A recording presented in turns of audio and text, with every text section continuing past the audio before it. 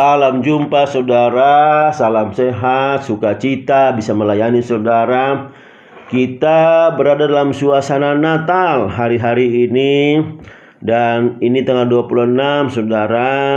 Dalam minggu ini saya akan merenungkan bersama-sama dengan saudara pribadi-pribadi yang Tuhan libatkan pada saat kelahiran Tuhan Yesus ke dunia ini saudara. Dan mari kita mulai dengan orang Majus. Kalau kita membaca orang Majus ini hanya ada di Matius saudara, yaitu Matius 2 ayat 1 sampai 12. Ini panjang pembacaan kita, tapi saya berharap saudara boleh membacanya sendiri ya. Jadi saya tidak perlu baca lagi karena memang akan memakan waktu juga. Tapi saya berharap saudara membaca kembali, teliti di sana, yaitu Matius 2 ayat 1 sampai 12. Ini pesannya luar biasa saudara. Sekali lagi, ini pesannya luar biasa bagi kita. Kenapa orang Majus ini ada di Alkitab di Matius saudara? Ya, karena Tuhan sedang memberikan pesan kepada kita bahwa berita Natal ini saudara sudah sampai kepada bangsa-bangsa. Lagi, berita Natal ini sudah sampai kepada bangsa-bangsa. Malah orang Yerusalem sendiri tidak tahu. Yang tahu ada para gembala. Orang Yerusalem ada yang banyak yang tidak tahu, yaitu orang-orang ahli Taurat, ya, para imam saudara. Mereka cuma tahu bahwa memang akan lahir pemimpin buat mereka, raja orang Yahudi saudara. Dan itu mereka tahu ya, bahwa akan nanti ada raja akan lahir, pemimpin akan lahir di Bethlehem saudara, sesuai dengan Mika 5, 1 dan 2 saudara. Dan itu dinubuatkan, mereka tahu persis. Tetapi kapan waktunya akan lahir mereka tidak tahu. Bersyukur karena ada orang Majus yang datang yang bertanya kepada mereka. Mereka sampai di Yerusalem dan bertanya, di manakah raja orang Yahudi yang baru lahir itu? Semuanya kaget saudara. Pemimpin-pemimpin agama, bahkan Herodes, seluruh penduduk Yerusalem disaksikan dalam Matius 2 ini. Mereka semuanya gempar, kaget saudara, bahwa ternyata ada peristiwa luar biasa, seorang raja lahir, raja orang Yahudi yang lahir di tempat mereka. Dan mereka sangat menunggu-nunggu hal ini saudara, menunggu pembebasan buat mereka saudara. Nah, saudara tahu orang Majus ini orang dari jauh, dari timur saudara. Ya, kira-kira jarak mungkin dari Irak atau di daerah-daerah sana. Mungkin jaraknya dari Irak sampai di Yerusalem itu 4.000 kilo ya. Jadi sekitar 2.500 mil saudara, 4.000 kilo jaraknya.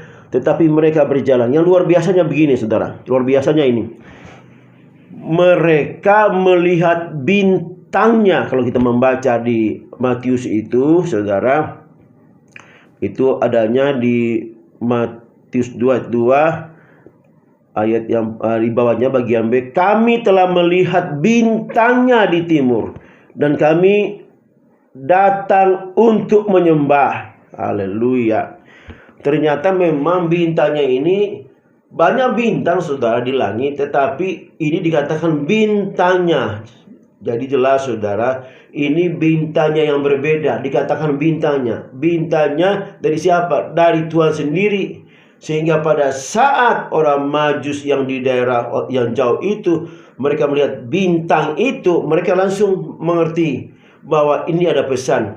Jadi ada roh yang berbicara kepada mereka, Roh Kudus dalam hati mereka. Ini bintangnya bukan bintang sembarangan, tetapi ini bintangnya menyatakan seorang raja yang lahir. Dan mereka saudara dengan semangat yang tinggi, mereka akhirnya secara gerombolan 3 orang, tentu mereka adalah orang-orang, bukan cuma 3 orang, lebih daripada 3 orang yang memang cuma diwakili karena kita mendengar persembahan mereka emas, murni, dan kemenyan, maka dibilang 3. Padahal lebih daripada itu, karena pasti mereka membawa hamba-hambanya, karena mereka itu orang-orang yang kaya, orang-orang terpelajar, bangsawan di tempatnya mereka. Dan mereka luar biasa dengan semangat, dengan kerinduan yang mendalam, saudara. Mereka mau berangkat dari jarak 4.000 kilo, saudara. Di perjalanan pasti banyak terjadi. Mungkin mereka cuma bisa jalan 1 hari 4 jam dan jalannya pelan-pelan karena pakai onta, saudara. Nah, jalannya pelan sehingga mungkin waktunya sekitar 6 bulan, 8 bulan sampai 1 tahun mereka sampai. Karena pada saat mereka sampai ternyata Yesus tidak lagi di kandang, Yesus sudah di rumah, saudara. Perkiraan itu umurnya sudah 1 tahun lebih di sana, di rumah itu, saudara.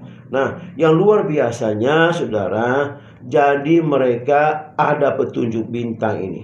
Kalau mereka tidak ada bintangnya itu yang menjadi petunjuk, maka mereka tidak akan mencapai Yerusalem, apalagi rumah itu. Sebab apa? Dikatakan di situ, maka bintangnya itu berhenti tepat di atas rumah itu. Saudara, ini yang luar biasa. Bintangnya itu berhenti tepat di atas rumah itu. Dan mereka sangat bersuka cita, saudara, setelah melihat bintang itu. Nah, saya boleh membacanya bagi saudara. Nah, ini ayat 9. Setelah mendengar kata-kata raja itu, berangkatlah mereka dan melihatlah bintang yang mereka lihat di timur itu menolong mereka hingga tiba dan berhenti di atas tempat di mana anak itu berada. Pas, saudara. Tepat, tidak meleset. Kalau sekarang kita ini punya WhatsApp atau Google Maps, saudara, menjadi petunjuk kita di jalan. Dulu memang kalau kita mencari tempat itu agak susah, karena belum ada seperti sekarang ini teknologi WhatsApp dan Map. Dan kita walaupun kita sudah dapat alamatnya, lalu kita tekan, kita masih kesasar sampai di rumah itu. Biasa saja kesasar sampai 100 meter. Yang penting tidak persis sama. Tetapi saat ini, pada waktu itu, teknologinya dari Tuhan sendiri, itu bintangnya, saudara, yang dikirim menjadi petunjuk bagi mereka, bagi orang Majus.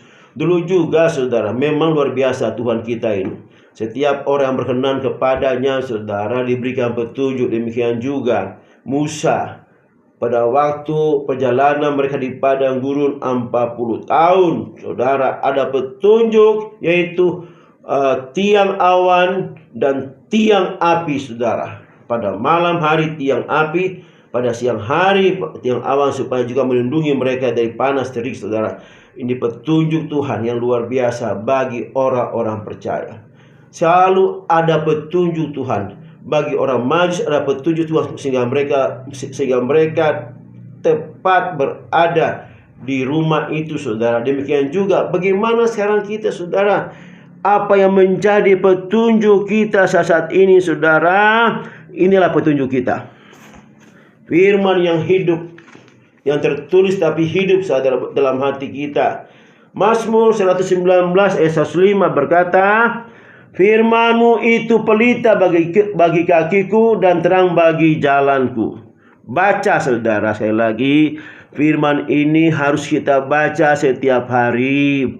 Setiap hari, pagi, siang, malam. Dan sekarang ini kita paling gampang, saudara, untuk mendengarkan firman Tuhan ini. Kita tinggal putar YouTube. Kita mau dengar apa, di situ kitab apa, langsung keluar. Dan kita bisa dengar. Sambil kita nyopir, sambil kita di pembaringan, sambil kita duduk, sambil kita bawa kapal laut, saudara, kita masih bisa mendengarkan firman. Tidak perlu kita baca, tapi kita dengar, saudara. Ya, firman itu didengar, saudara. Ya, harus kita dengar setiap hari, karena inilah petunjuk kita hari-hari ini, supaya kita tidak kesasar selama kita hidup di muka bumi ini. Yang kedua, saudara, petunjuk kita adalah Roh Kudus yang Tuhan berikan kepada kita, yang diam pribadinya, yang luar biasa itu diam dalam hidup kita, saudara, untuk menuntun kita kepada jalan-jalan Tuhan. Orang Majus ada bintangnya, saudara. Musa ada awannya dan tiang apinya. Kita, saudara, di zaman ini ada firman-Nya, ada Rohnya yang kudus dalam hidup kita. Haleluya saudara. Dan apa yang menjadi tujuan orang Majus ini yang datang kepada mereka di Yerusalem saudara, inilah yang paling penting dalam hidup kita juga saudara. Selain kita baca Alkitab, kita dengar dari sana firman Tuhan, kita dituntun Roh Kudus, ada satu hal yang kita lakukan dan itu merupakan gaya hidup suatu kerajaan. Sekali lagi, gaya hidup suatu kerajaan saudara, yaitu tujuan mereka jauh-jauh saudara, dari 4.000 kilo dari tempat mereka sampai Yerusalem saudara. Ada tujuan, yaitu mereka mau datang untuk menyembah dan mempersembahkan. Inilah gaya hidup orang-orang percaya saudara. Karena kita hidup dalam suatu kerajaan Allah, kerajaan sorga, maka gaya hidup ini menjadi gaya hidup kita. Menyembah dan mempersembahkan. Saudara, kalau menyembah jangan cuma di gereja, itu dalam arti yang kecil saudara, arti yang sempit. Yang kita lakukan hari-hari ini dengan perkataan kita, dengan perbuatan kita, dengan sikap kita saudara, dengan tutur kata kita, semuanya saudara, itu adalah penyembahan kita kepada Tuhan. Sekali lagi, itu adalah penyembahan kita kepada Tuhan. Seluruh kehidupan kita, totalitas kehidupan kita ini adalah penyembahan kita kepada Tuhan. Lalu kalau misalnya orang Majus membawa kemenyan, emas, jamur saudara, apa yang kita bawa pada saat kita menyembah Tuhan kita sehari-hari? Dikatakan saudara, jadi kalau kita menyembah jangan seperti orang Majus lagi, pergi ke Yerusalem. Sebab kita boleh menyembah di mana saja berada. Ini yang spesial saudara, yang hanya waktu itu hanya dilakukan oleh orang Majus dan datang ke Yerusalem. Tetapi saat ini kita dapat melakukannya di mana saja saudara. Bukan saja di gedung gereja tempat ibadah, tetapi di rumah kita, dimanapun di kehidupan kita, kita dapat melakukan penyembahan saudara. Tetapi saatnya akan datang dan sudah tiba sekarang, bahwa penyembah-penyembah benar akan menyembah Bapa dalam roh dan kebenaran, sebab Bapa menghendaki penyembah-penyembah demikian. Allah itu roh, dan barang siapa menyembah Dia harus menyembah dalam roh dan kebenaran. Saudara harus menyembah dalam roh dan kebenaran. Tidak perlu lagi saudara pergi ke Yerusalem, tidak perlu lagi saudara pergi ke tempat-tempat yang dianggap ramah saudara. Hari-hari ini ada gereja juga seperti itu. Ini gereja tempat penyembahan, ini gereja tempat puji-pujian, ini gereja tempat pemulihan bangsa-bangsa, ini gereja tempat kesembuhan. Itu saudara, itu cara-cara perjanjian lama. Sekarang kita dapat menyembah di mana saja saudara. Mau di rumah kita, mau di tempat pekerjaan kita, mau di kebun kita, saudara, tempat kita bekerja, atau di kapal, atau di pesawat, di mana, di mobil, saudara bisa menyembah Dia. Dan apa yang kita bawa, saudara, adalah hidup kita. Orang Majus membawa emas, kemenyan dan mur, maka kita membawa apa saudara? Roma 12 ayat 1 berkata, karena itu saudara-saudara, demi kemurahan Allah, aku menasihatkan kamu supaya kamu mempersembahkan tubuhmu sebagai persembahan yang hidup, yang kudus, dan yang berkenan kepada Allah. Itu adalah ibadahmu yang sejati. Haleluya. Persembahkan tubuhmu sebagai persembahan yang kudus, yang berkenan kepada Allah. Itulah ibadahmu yang sejati. Yesus sendiri saudara mempersembahkan tubuhnya buat kita. Ibrani 10 ayat 10 dikatakan, dan karena kehendaknya inilah kita telah dikuduskan satu kali untuk selama-lamanya oleh persembahan tubuh Yesus Kristus. Haleluya. Demikian juga Paulus saudara, dia mempersembahkan tubuhnya. 2 Timotius 4 ayat 6, mengenai diriku, darahku sudah mulai dicurahkan sebagai persembahan, dan saatnya kematianku sudah dekat. Haleluya saudara. Jadi saudara, ini pesan yang kuat bagi kita terhadap orang Majus ini saudara. Jadi mereka dengan sangat giat, sukacita datang dari tempat yang jauh hanya untuk menyembah dan mempersembahkan persembahan yang mereka bawa. Bagaimana yang kita, saudara? Hidup kita ini sudah dipulihkan, sudah ada Yesus dalam hidup kita. Mari hari-hari ini, saudara, lakukan penyembahan, lakukan persembahan kepada Tuhan, karena Dia yang layak menerima pujian penyembahan kita dan persembahan kita. Haleluya. Terpujilah nama Tuhan Yesus Kristus, terpujilah Roh Kudus. Terima kasih untuk renungan singkat ini, Bapa.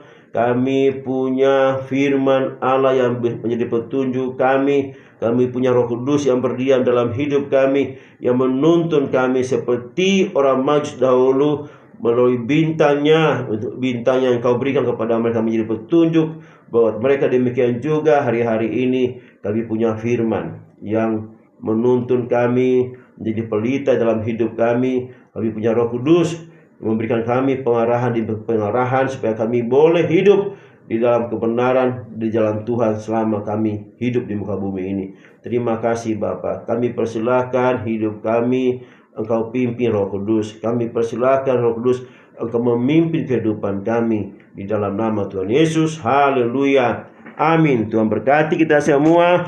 Dan nanti kita seri yang berikutnya kita akan bicara tokoh-tokoh yang lain seputar kelahiran Tuhan Yesus. Haleluya. Amin.